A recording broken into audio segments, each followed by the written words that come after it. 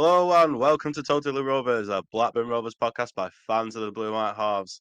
On the pod, there's myself, Luke, and the optimist himself, that is Liam. So how you Hey, doing? how we doing, everybody? I told you we weren't going to lose. I told you we weren't going to lose. Well, I'm glad to be wrong. I'm glad to be wrong.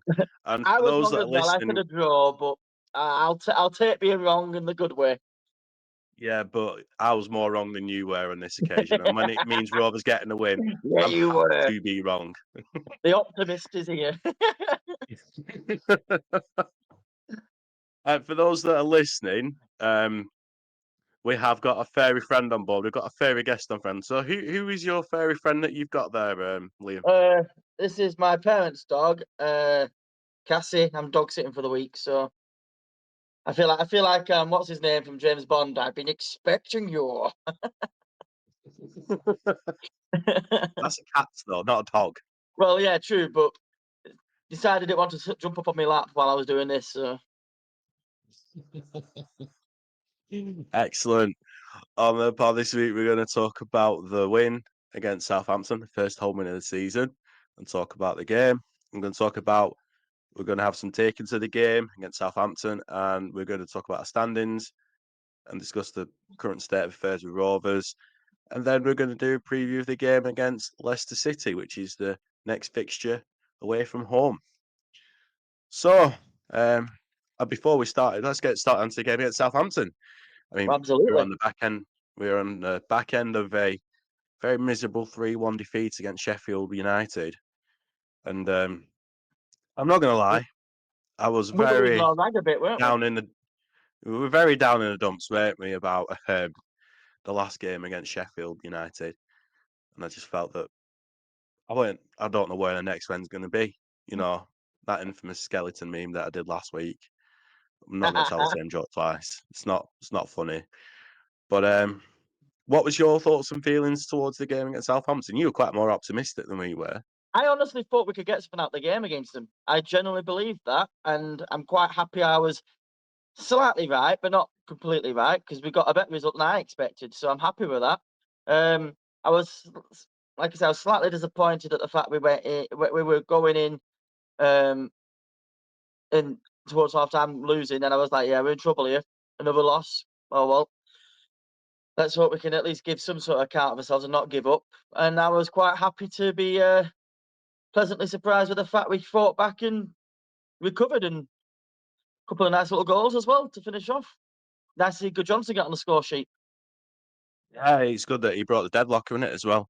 I mean, the first half though, I mean, we were pretty flat, weren't we, in that first half? Yeah, Um, I mean, we did try to get a goal. It was actually quite open between us and Southampton, and no team looked quite convincing, did they? I mean, when you no, factor in Southampton are a parachute payment team and the value of their squad and the transfer budget and everything, you know, where they're concerned, there's a massive gulf between us and Southampton.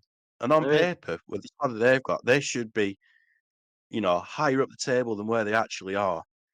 But they've not. They've had a really poor start under Will still. You know, they're struggling to get any results. And I think their winning ratio has been very poor, hasn't it, as well for Southampton? I think it's like, is it like 4 in 45 games or something they've won? Not been good, has I it? might have got the stat wrong, but it's a very poor run of form. I mean, they were in the Premier League last season and they had a very torrid season, didn't they? I mean, they were in danger of beating Derby's record of points tally, weren't they, of the lowest points accumulated in that season, but they didn't. Yeah, But I mean, in the first half, there were moments where we were quite close to conceding a goal. I mean, in the first opening couple of minutes, I mean, when yeah, Miller and Toth crucially stopped the ball from going into the back of the net within the first opening minutes, and then Taylor yeah. I Garner thought that Hitman was had a a bit moment, didn't sloppy. he, with that cheeky corner that hit the woodwork, Yeah, and Alex McCarthy tried to hit it out, didn't he, as well? And Ashley had an attempt on goal, which was off target, was set up by Deneve. But then it was, I think it was like roughly halfway through the first half when we conceded that first goal. I mean, that ball given away by Tronstad was so it was cheaply bad. given away. It was a bad. Yeah, and Poorly given away, and cheap, when cheap, cheaply conceding possession there, and then, like you say, it cost us a and goal. then what? But I mean, Yeah, as you were saying earlier on as well, that one at the very start with Torf and Miller get just man, that looked chaotic in defence, and that was just showing the nerves from the previous game. And I was like, oh, here we go again. We're on for another troublesome day. We could be in big trouble here. And then obviously yeah, the put ball given poorly away by Tronstad. I thought, yeah, it could be another yeah. And bad day what? at the office. Yeah, Wharton was left 1-on-1, and then that was pretty much an easy goal for Southampton to score, and they were Yeah, 1-0 up. And to be fair, it was a good goal by Southampton it was that a got good them goal. ahead. But I was like, I was fuming. No, I'm not gonna lie, I was absolutely fuming. When we were down, I was like, "Oh my god, here we go again. This is going to be a very long afternoon here." Mm, But much to my surprise, we picked ourselves up, we brushed it off, and we tried to get an equaliser as well. But we're a little yeah, bit flat and lethargic as well throughout the first half. I mean, there was attempts on goal. There was one attempt on goal with Ohashi with a very long range shot on target, which Alex McCarthy saved. But other than that, there weren't much. We didn't seem to have any urgency to no, actually chase the game and get something out of it in that first half. And then by half time, we were trailing 1-0 at the break. I just thought we were very sloppy and quite passive at times in the game. And I just thought this is going to be a very long afternoon. I mean, Southampton are on poor form. This is probably no better time to play Southampton at this no. stage of the season with how they're going. But much to my surprise, though, and delight, I think Valerian Ismail has probably given a good half-team team talk. I don't know what he said or what he did.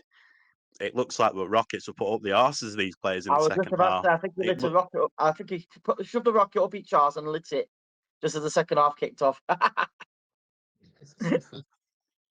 mean, we played much better. Like we were like pretty much on the front foot, like throughout the second half. We're Which is actually how we going played a lot for this it. season, and we just haven't Yeah, been scoring. But it was nice to see that we didn't give up finally when we were losing. I was really chuffed to see we had a bit of fight in us because there's been some games where we've been behind and it just looks like we're dejected. The fight's gone.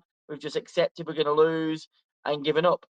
It was nice to see that we hadn't given up this time, and I was quite happy with the fact that there was a bit of fight and a bit of belief that we could get something still. It yeah, made a change. yeah, and obviously the pressure was on the players as well, given where we're in the table, and the atmosphere was getting pretty toxic at times as well throughout. I mean, there was a real opportunity from Morishita when Yeah, Southampton defence made a right blunder. 1-on-1, he hit the ball the wrong way and it went out wide. I was like, "Oh my god, this is just gonna sum up. This is just gonna be the story of the game. We're not gonna get a goal from here." And I was like wondering at the time when Mori missed that shot, and I'm thinking, this could come back to haunt us. This could be a situation of like, what if? What if yeah. we got that ball in the net and had no end product like later on in the game? But thankfully, I was wrong, and Valerian Ishmael made the crucial changes as well around the hour mark, which just after the hour mark, sorry. I mean, Ryan Hedges was put on for Dion Deneve, and Christy Montgomery was put on for Sondra Tronstad, and Axel Henriksen was put on for Murray. But I would say the first two made a bigger impact in the game than I initially anticipated. I think with Ryan Hedges, he obviously has the experience, which is something we talk about, and it's something that we're sorely lacking in our squad in general. But his experience, I think, from Hedges was key to seeing this game out. Mm, And I would say Christy Montgomery added that energy into that midfield. So obviously Taylor Gardner Hitman was the engine room in that midfield yeah. with Tronstad, and as it was into the later stage of the game, that could allow Taylor Gardner Hitman to take a step back and let Montgomery do the running and be the engine in that midfield, which actually worked quite well. There was energy, there was the desire from Hedges and Montgomery when they came on. It made a good impact on pressing and chasing the game on.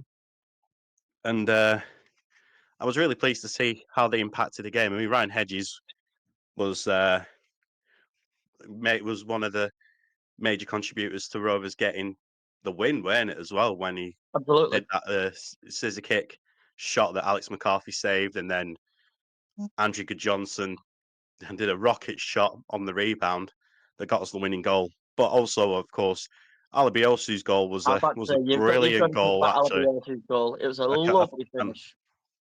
with that left foot outside the box that just skimmed through and Yeah. past McCarthy. He's come That down was the a right hand brilliant side. finish. He cuts in, and then he just curls it. Oh, it was a lovely goal. Lovely It was goal. like it was like skimming a stone, wasn't it, with how the Yeah. ball went in the net as well. It was really great to see. Um, on the attack and on the offensive, there's lots to talk. There's a lot of positive from that, but I did have some concerns though throughout the second half. There were at times where the ball was cheaply given away that Yep. we were left exposed at the back. I mean, there was one moment from Alabiosu and chased the ball, and then Armstrong was one on one. Toth did a very crucial save, stop him from chipping the ball, and then there was another one where Armstrong hit the woodwork. Hmm. So there's still some concerns I have there as well. I'm going to say it's a bit of an out there shout, this one. And I will probably have a lot of people saying you're an idiot, this, that, the other. But personally, going off his performances for us, he's kept us in games and that lot. I would personally like to think Balish Torf is probably, in my opinion, one of the better keepers in the championship. And that's a big shout, Oh, that. it is a big shout when you consider like what crucial saves he's done for Rovers and He's stopping us been conceding crucial in more keeping us goals and from keeping us in conceding the a game. lot of goals this season. He has been brilliant for Yeah, us this season. And if it weren't for him, we probably would have been out of a lot more games than we have been. yeah, I absolutely agree with you on that. And when we talked about Scott Wharton getting a new contract and talking about players that should get a new contract, Balash Toth, in my opinion, is one player that should be given a contract and Yeah, tied down to a new deal. absolutely. I'd love It's to an see him get absolute no tied brainer. down. It's an absolute no brainer. Hmm. But I mean, Yuko Hashi was actually pretty good. He worked really hard, He pressing always on the works counter hard. attack, but he was unlucky not to get a goal as well because he'd had a plenty shots on target and did test Alex McCarthy plenty of times as well throughout. But all in all, I think it was a really spirited performance from Rovers. I think we're a bit rough around the edges when it comes to composure in possession and passing the ball at times. But all in all, it was a very spirited performance and a great turnaround to get the 2-1 victory against Southampton, which is our first game at home since Watford, which was the final game of last season. And funnily enough, we were 1-0 down against Watford and won a game from a losing position. So Yeah, there's a lot of positive to take from that. it's nice to get a Um, home win under our belt as well this season because bloody hell, we've been yeah, waiting for one.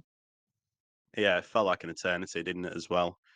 But another crucial moment as well in the last minute was Christy Montgomery, where he used his body to get the ball out of play to get Rovers a goal kick within the last minute of injury time as well. That was another crucial moment that wasn't Mm. shown in the highlights, but at the actual game, that was like a big sigh of relief from Rovers as well. And I'm absolutely delighted. I'm absolutely made up that Oh, this is a I'm very, very happy fantastic with the win. result. Like I say, I was more optimistic than you. I thought we would get a result out of Southampton. A win was a big ask. That's why I said a 1-1 draw. However, I'm ecstatic about the fact that even I was proven wrong in the right way. um, you were definitely proven wrong. I was. I'm happy to admit that I was wrong. The takings from Rovers as well. I'm absolutely pleased that we performed. I thought we showed that grit, that determination to turn it round and get a. We seem to have got a winning mentality Yeah, and the it's nice belief to to see us actually play win with two up games as front well. again. Yeah, I think it's proving to be one that could work for us. That could be the a winning formula for us. Yeah, The speed of Ohashi, and then you've got the presence and the strength of Good Johnson, as well as having a killer edge. That was a killer strike from that goal that won us late into the game as well. but it's such a Blackburn Rovers thing, though, isn't it? We don't do it the easy way, do we? Never do. We never ever do. But I suppose that's what makes the win all the more sweeter as well, Oh, to be yes. honest, as well. But I was a little bit critical when about Blair and Ishmael on the last pod Yeah, I because think we both I were, to be said, fair. yeah, we were because I think obviously football's a fickle game, and I'm not. I'll hold my hands up here. I can be fickle. I mean, which football fan isn't fickle? I can I do admit hold my that, hands up. and I will But hold my hands up and admit I was a little bit over the top with the emotions running last week.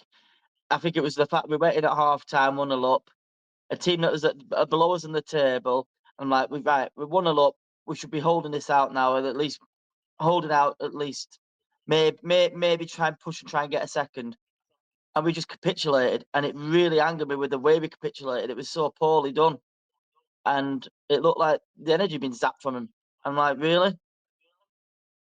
mm, Uh, so yeah, I think emotions were rife. I was a little bit heated, and I was a little bit, like you say, I was a little bit fickle. I was a little bit cruel towards the manager. I mean, I was even debating it. Could his time be up for us? Which I think we all did, but it's early. I'm not sure to be honest. I I mean, think we're being a little bit harsh on the fact he's got a very, very raw squad. He's lost a lot of experience. He's put a lot of players in that are new to this league, that are having to learn this league the hard way by being thrown in at the deep end and being told you've got to swim. That's not an easy thing to do. And he's trying to find the best formation with this team. He's trying his hardest to try and find a mechanism that works for us with a bunch of players that are still trying to figure out the league themselves. And it's a lot for him to do, and there's a lot for the players to do. So maybe we should cut him a little bit of slack. I know it sounds like I'm now trying to help, like it sounds praise him like and we're all that changing lot. our tune here, doesn't Yeah, it? As it well. does. And I'm not But I'm not changing my tune. I'm just saying maybe we need to cut him a little bit more slack than we have been doing, because I think with the amount of negativity aimed towards him and towards the team and this, that, the other, it's not going to do them any favours. I think more negativity is towards the board and the owners than I Ishmael. think that's But Ishmael deep down where the is negativity part of it, and yeah. yeah, and where the More that's where it should be fed more, is more towards the board rather than towards the management and the players, because it's that even it's that that that yeah. they've not Even been transparent. They've not been transparent. They've not really. They've been quite, what's the word, tiptoeing around what's going on, and we've been like left in like limbo, not knowing the answers, and therefore we're getting frustrated at that. And then obviously the stuff that's happened on the pitch just ties us over even more. And I think that's where the frustrations have been. So, like you say, I think it is more at the board and the owners rather than mhm, rather than at the yeah. manager and the players. I think it's more the owners and the board more than Ishmael. I mean, Yeah. some of them have losing the patience with Ishmael due to the poor run we've been on, which I understand because you look at where we are in the league table and where we are in so far at this stage of the campaign. You can understand the frustration Oh why yeah. fans are venting the frustration towards Ishmael as well as the board and the owners. Even though we were in a winning position, there were chants for Venky's out and Pasha out banners as well Oh yeah. at the ground. So the unrest is still there. But I mean, is this victory finally a turning point for Rovers? Could we get a string of I hope wins so. after that? Hope so. I mean, if history goes by it, when Ishmael took over last season, we were on a pretty torrid run, weren't we? Yeah. And then we got that first win, and then that was where our momentum was gathered, weren't it? Yeah. Gathered that momentum and kept that momentum going forward into the next game. And then we got a string of results, didn't we, throughout there? I think we was it like 4 wins and 1 draw in the Something like that. Yeah. last stage of season, yeah? It might be 5 actually, might be wrong. But even we did that against Watford, didn't we, when we got our first win against Watford? You know, we got that win, didn't we? And we Yeah. carried that momentum into the next game against Ipswich, didn't we? Which inevitably got cancelled. I hope, I really do hope that this could be a repeat of that, you know, going to the next game against Leicester. Yeah. I know our away form has actually been okay, to be fair. It hasn't been You know, bad. it hasn't been quite bad. I mean, we've won more games on the road at the time of recording than we have at home. So that could be an encouraging side when we go to Leicester on Sunday, not Sunday, Saturday as well. Yeah, So, when we're talking about being quite harsh on Ishmael, do you want yeah, me to read out the 11? Pardon me. This is the starting 11 for Ishmael's game on this week, this round of the Championship. Obviously, we've got Balshtov, Lewis Miller, Scott Wharton, Sean McLaughlin, Ryan Albiosu, Taylor Garner Hitman, Sandra Tronstad, Dion Denis, Ryo Morishita, Andrew Johnson, and Yiko Hashi. And then the bench, you've got Ainsley Pears, Yu Ribeiro, Harry Pickering, Sidney Tavares, Christian Montgomery, Adam Forshaw, Axel Henriksen, Ryan Hedges, and Matt Tegay.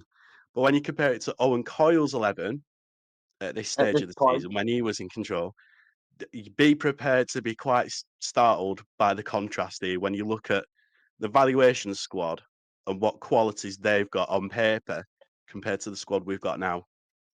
In goal, we had Jason Steele. The back line was occupied by Jason Law, Horburn, Gordon Greer, Derek Williams. Midfield was Corey Evans and Darrell Linehan.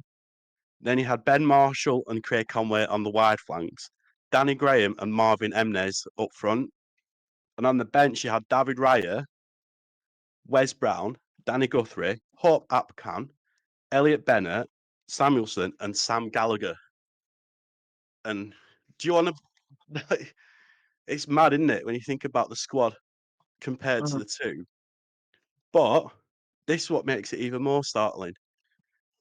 Owen Cole won 2 games, 2 in 11 games, 2 draws, 7 defeats, and it took them to the 8th time of asking for Rovers to get their first win of the season in the Championship. And we conceded 20 goals, and let's not score 20 goals, we conceded 20 goals and scored 12. So we had a goal difference of -8, and we were in 22nd position at that stage of the season under Coyle. But under Mhm. Ishmael, we got 3 wins in them 11 games. We won at the third attempt, third time of asking as well in that space of 11 games. Got 1 draw, 7 defeats. We conceded 17 goals. We scored 10. Goal difference of -7. And obviously, we were 1 place higher up out of the bottom 3 with 10 points, whereas Owen Coyle at that stage of the season were 1 place lower with 8 points. That's insane, isn't it, when you look at the squad differences as well? It is, to be fair. I mean, it wasn't a great squad then either, but I'd say the squad then was a lot more valued than it is now.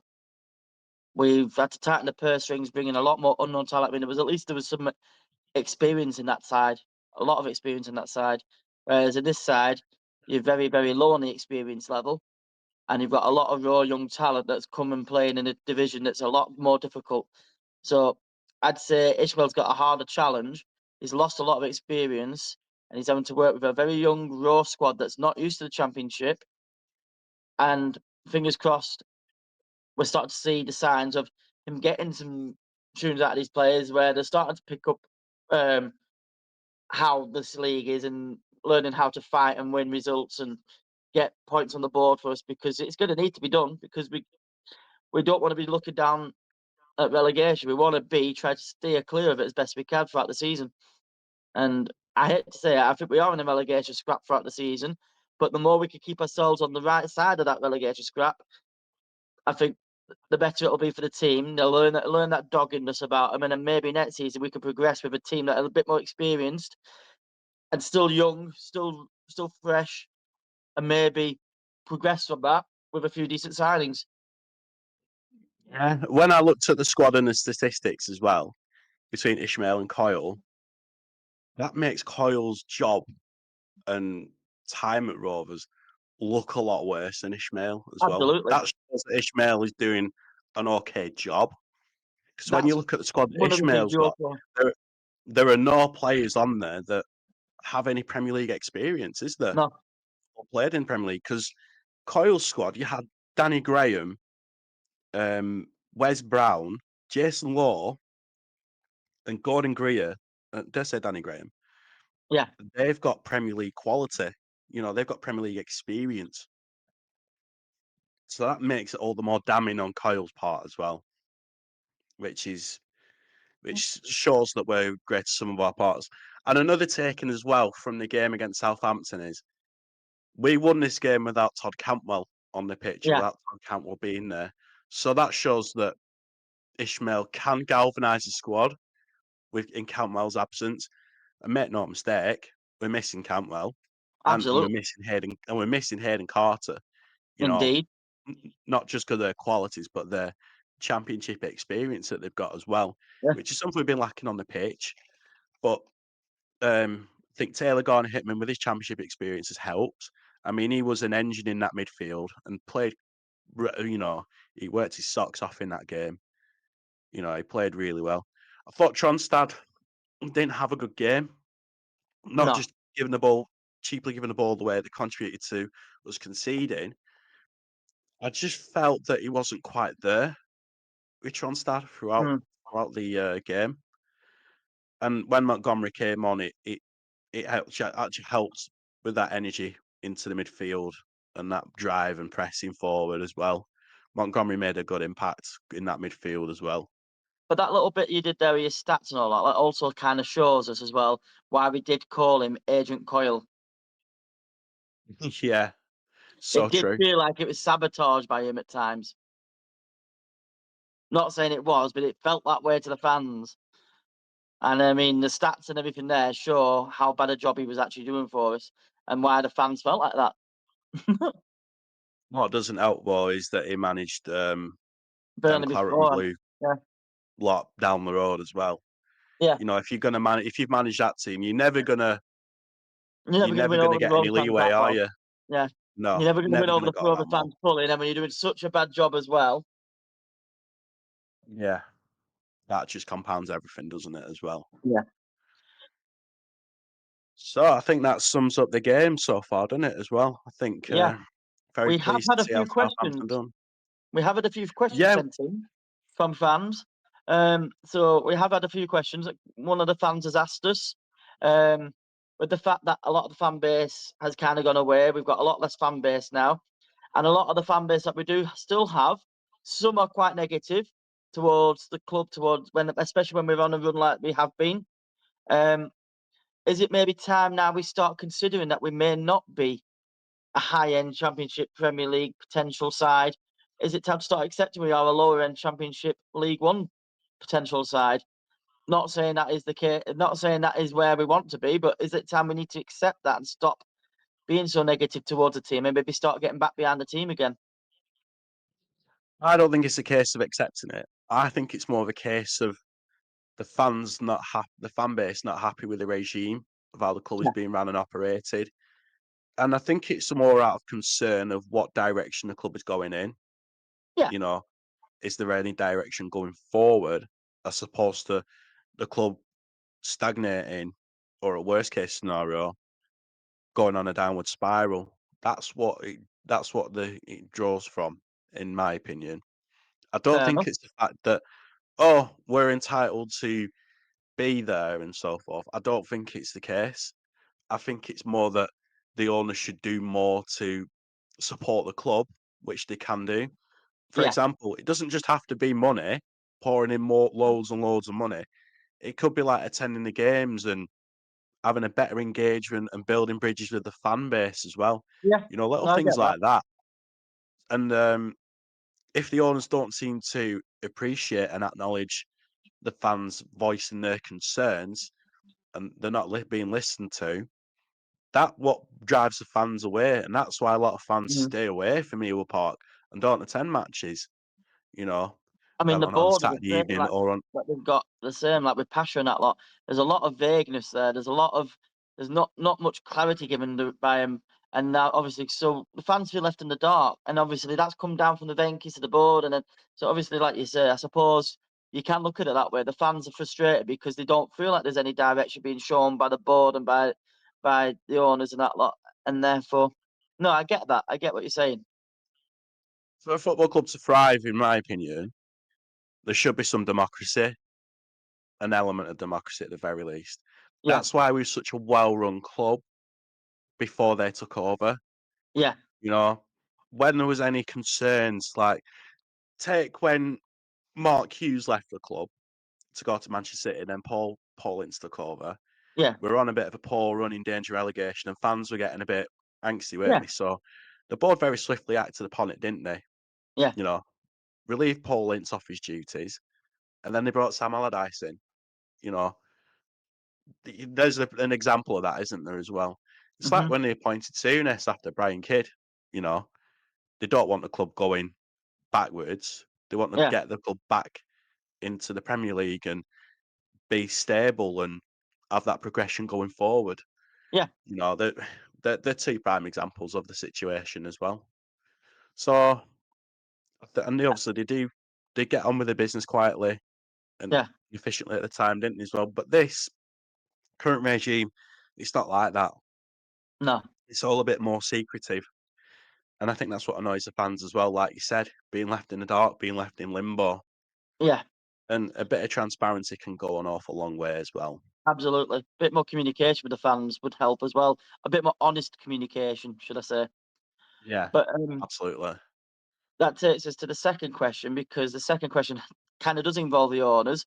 Now that the India court case with Venky's and all that lot is kind of coming to a position where the Venky's now been given more freedom to now fund the club more again, um, can you see a positive outlook for, say, like the next transfer window and for the summer? Um, Can you see the Venky's maybe putting a hand in their pocket or helping support the club a bit more now going forward into the next couple of windows? That was the other question that we got sent. Um, to be honest, I don't think I'm not sure, to be honest. I'm not sure what to believe on it. I'm not getting my hopes up, let's just put it that way, because I don't think they're willing to invest more money as they could when it comes They to they when you are look at the keeping us women. afloat with the money they are putting in, which it is I that get that that. is commendable. And I'm not saying that that's a like I said, fair enough. They are trying to keep us afloat and like pay the wage and all that lot. It would be nice if they could, because they're not short of money. It would be nice if they could start putting a little bit extra in towards maybe funding a couple of players experience wise, maybe in January, just to get us a bit more stable for the season, and then maybe look at maybe investing a little bit in the summer. Obviously, you've got to have the financial fair play thing met and all that lot, but we've made a lot of money on sales in the last couple of windows, Well, one thing and they not need to really do invested it is as much. one thing they need to do though. I mean, if they're not going to spend money on more money on transfers, maybe look at increasing the payroll, as in the wage for the players to keep hold of our players, retain our Well, yeah, there's important that as players. well. That's something I could look at doing. And what they should have done, and maybe hopefully, is to back the women's team as well, because they pulled a plug on that, and that is something I'm still That very that that furious is one about as that's still well. very raw to me as well. I mean, don't get me wrong, I don't watch that much women's football, and now that's nothing against the women. It's just I don't have a lot of time in the week as it is to watch Rovers, and I like to watch Yeah, Clitheroe sometimes too. If I had the time, I'd happily go watch the women's game as well. However, the fact they pulled the plug on the women's game, and Rovers women's team have always been quite a decent team. We've supplied some decent players for the England setup over the last few years, and yet they yeah, pulled the plug on the women's game, and it's just disgusting. And I'm hoping they yeah, may rectify that, but mm, the damage has already been done, in my opinion. yeah. I don't know how they justify that as well. Um, but there's also the things that need to sort out. I mean, since Steve Waggett's gone, the club needs to get a new chairman as well. True. For running the club day to day.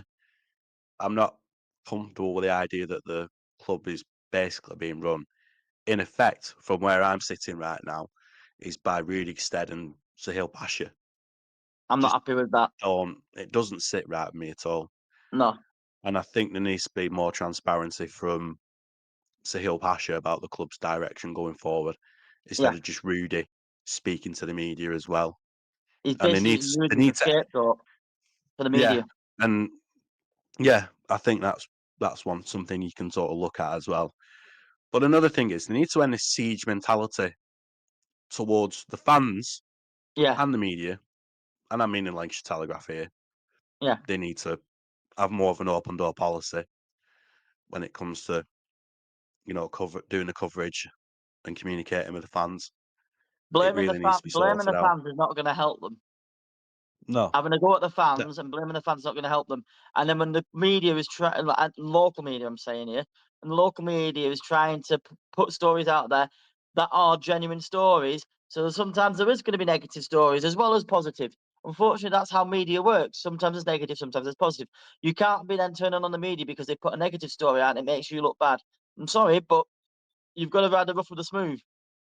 Yeah, absolutely. I mean, constructive criticism is there to help the club do better. That's what it should Mm. be used for. It should help Look, increase the self-awareness, look at the negative news and think, improve right, the how do we improve publicity. on this? Exactly. How can we improve this? How can we improve our publicity? If you get better publicity, you'll get more fans flocking to the ground to games as well, Exactly. in a nutshell. I mean, I don't know if they've looked at, like, what Wrexham have done, with the Disney Plus series, and then you've got Birmingham with theirs as well. That could Mhm. be a way to drive traffic. I mean, Sunderland did theirs as well, didn't they, when they're on Oh a God. downward spiral? Do we really want a Rovers TV How not to run a football club. Yeah. Or it'd be like, I don't know, like Gordon Ramsay's Kitchen Nightmares, but with football clubs. Chicken Farmers FC. Could you imagine Simon Jordan doing something like that or something? That'd be Yeah. great TV, wouldn't it? I mean, he used to run and own a football club, didn't he, I've with got the ti Crystal Palace? I've got the title for our new TV series. Blackburn Rovers, what the cluck? Sorry, couldn't help myself. That is terrible. Sorry, I couldn't help myself.